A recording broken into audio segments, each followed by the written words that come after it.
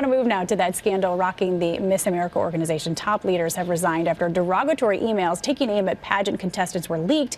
Now, we're going to talk to former Miss America Mallory Hagan, who's standing by in her home in Alabama in just a few moments. But first, ABC's Lindsay Janis joins us with more.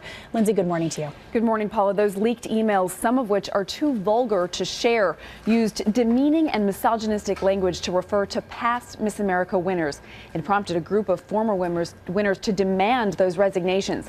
This morning, the CEO and two others have stepped down, but that may not be enough.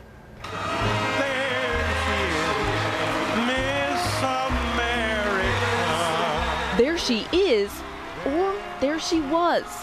This morning, the future of Miss America up in the air as the organization reels from an email scandal in its upper ranks. That scandal beginning when the Huffington Post published leaked emails from CEO Sam Haskell, exposing crude and demeaning comments about contestants, like 1998 Miss America Kate Schindel. Right now, there's an opportunity for a graceful transition. And 2013 Miss America Mallory Hagan. Miss New York!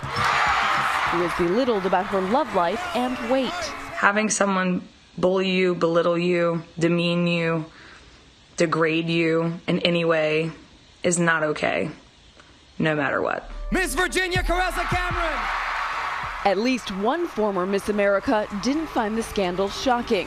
Caressa Cameron says she found the Miss America organization to be a toxic working environment. After giving up my crown, I didn't go back to the Miss America pageant for 5 years just because I was so hurt by the way that I was treated. The fallout for the 96-year-old pageant has been fast and furious. Television producing partner Dick Clark Productions cut ties with Miss America, calling the emails appalling. And dozens of former winners signed a petition calling on the group's leadership to step down. That demand now granted. Forced out are CEO Sam Haskell. Hi, I'm Sam Haskell. Board Chairman Lynn Widener and COO Josh Randall, who tells ABC the emails predate his employment with the organization, but adds, quote, "It does not reflect my values or the values I work to promote at the Miss America organization." CEO Sam Haskell tells ABC the emails are conveniently edited and the events are not as described. Those 49 former Miss America winners are calling the resignations reassuring, but say the organization's entire board should step down. In a statement saying the women of Miss America are determined to take back our program. This is not over yet. Lindsay, thank you for your reporting. We want to move on now, and we're joined by former Miss America Mallory Hagan, who, as mentioned, was a target of many of those emails. Mallory, I want to thank you for joining us this Tuesday morning. First and foremost, in these emails, there were a lot of derogatory comments made specifically about your size, your sex life. Did you ever witness or experience this kind of toxicity when you were Miss America or affiliated with the organization? You know, now that I think about it, I didn't experience it personally, but I did hear about other Miss Americas in this way, and I didn't put two and two together in that moment. But hindsight's always 20/20. So yes, that type of language was used about other Miss Americas while I was Miss America. So it really shouldn't have surprised me, I guess. But like I said, hindsight's 20/20. You heard some of the apologies from the executives and leaders. Do you accept those apologies? You know, I'm not really sure that I did hear an apology. I did see that Josh Randall said that he apologizes for his behavior, and for that, I guess I'm grateful. But in the other statements that I saw, I'm not seeing really an apology there. But that's not really the point here. At this point, those people are no longer affiliated with Miss America, and what we really want to focus on is how we're going to move forward in the future. Let's talk about moving forward, because for years there's been a lot of criticism that the Miss America organization has been antiquated or out of date. Does this signal the demise or the reinvention of Miss America?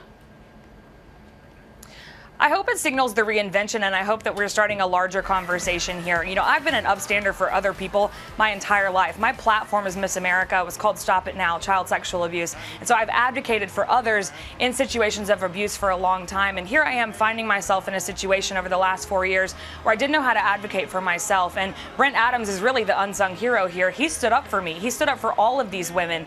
And so I hope that this is a turning point for Miss America for that reason alone, that we're learning that we can stand up for others. So he stood up for us, and now we all band together to save our program. So I really think that this is an opportunity to see how women can come together, support each other, rise up, take over the things that they want to see happen, and move forward. So I'm really hoping that what people see in this is that these women are empowered, that we work together, that we lift each other up. You talk about the women being empowered and lifting one another up and moving forward, but what does the future specifically look like? How will the organization change? I think there's a lot of conversation that's been happening behind the scenes for many years from all of us formers about things that we would like to see change. And unfortunately, the leadership that was in place was simply not open to it. So now we have an open door for former Miss Americas, for long-term volunteers, for former state title holders to come together and really put together some ideas in order to help not just the pageant that you see on the telecast, but the day-to-day lives of these state title holders. These women are serving their states and their communities on a daily basis. They all have individual platforms. They're all ambassadors for Children's Miracle Network hospitals. This is a 365-day job, not just one day in the pageant. So we have a lot of ideas. The future of the pageant to me is that there are a multitude of people who run the organization via the board. It's diverse. It includes former Miss Americas, and it's an opportunity for us to really. You said it's diverse, but does that include gender diversity as well? Absolutely. I think that everyone has something to bring to the table. Not just women should run a women's organization, but I certainly think that they should have a lot of the say-so, and that's not what we've seen in the last decade. All right, Mallory Hagan, we want to thank you for joining us. As you say, she thinks the future looks bright for Miss America. Thanks, Mallory. You hit on an interesting question, demise or reinvention. It's going to be interesting to watch. Thank you, Paula. Hi everyone, George Stephanopoulos here. Thanks for checking out the ABC News YouTube channel. If you'd like to get more videos, show highlights, and watch live event coverage, click on the right over here to subscribe to our channel, and don't forget to download the ABC News app for breaking news alerts. Thanks for watching.